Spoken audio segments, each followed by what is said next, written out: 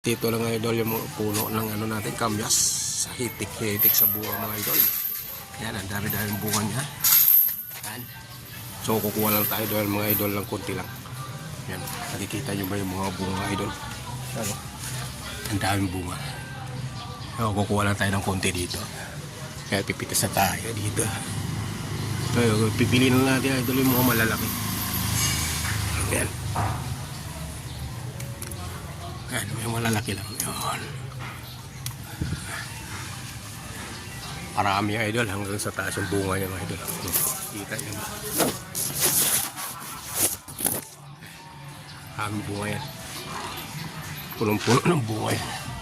So, mga idol, nakakuha na tayo. Ito lang yung nakuha natin. Marami. Yan, tamang-tama to siguro sa 1 kilo natin nga pangos mga idol. Kailangan maasim na asim. Ito yung panglagay natin sa pinaka ibabalik natin to idol doon sa ilalim sa puwet ng kaldero mga idol. Let's go idol. Ito na nga mga idol, tatanggalan na natin to ng ano, ang ulo yung ating kamyas at ng puwet. Yan, malis natin itong mga ano niya. Kasi natutulong ang ulo. Nakahanda na yung ating luya, sibuyas, saka bawang mga idol. Lagay natin lahat yan sa yung sibuyas ibabaw. Yan ang sikreto kung pag-paksiw mga idol ng bangos. At ito lang na palang mga idol, yung ating bangos na 1 kilong bangos. Yan, marami yan. 1 kilo. Putulan lang natin ito. At ito na nga mga idol, luto na yung ating paksiw na bangos mga idol. Ang sarap. O, kakain na tayo mga idol. Let's go!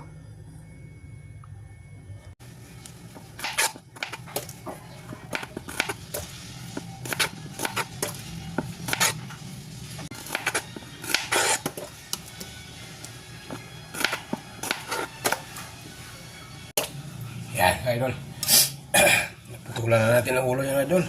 Yan yung ating kamyas. Lagay natin dyan idol yung ano, dito sa ilalim yung kamyas. Yan, lagay natin yung kamyas.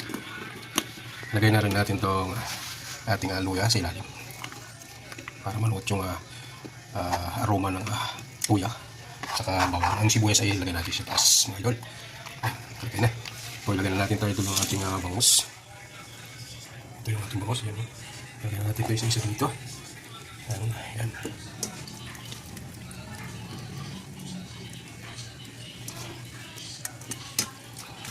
Napakasarap ito idol. Pagka matikman nyo. Sana nandito kayo. Para matikman nyo ito. Mga idol. Yan, lagyan na natin ang ating bangus. At lagyan na natin ito dito yung luya. Ayun.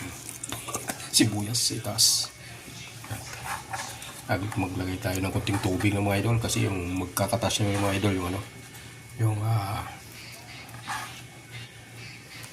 kamyas. Maglagay lang tayo ng konting asin idol. Ayan. Konting asin. Huwag siya nang malat mga idol. Kunti lang talaga siya. Maglagay natin ng ating pampasarap mga idol. Ito yung tinatawag nating magic sarap. Magic sarap. Baka naman. Lagyan natin dyan. Bulburan lang natin dyan. Lagyan na natin mga idol. Lagyan natin ng tubig. Wala tayong pangtakip. Nasa pangtakip. Yan na nga mga idol. Tatakpan lang natin yan. At pagkatapos ng 15 minutes ay luto na yan mga idol.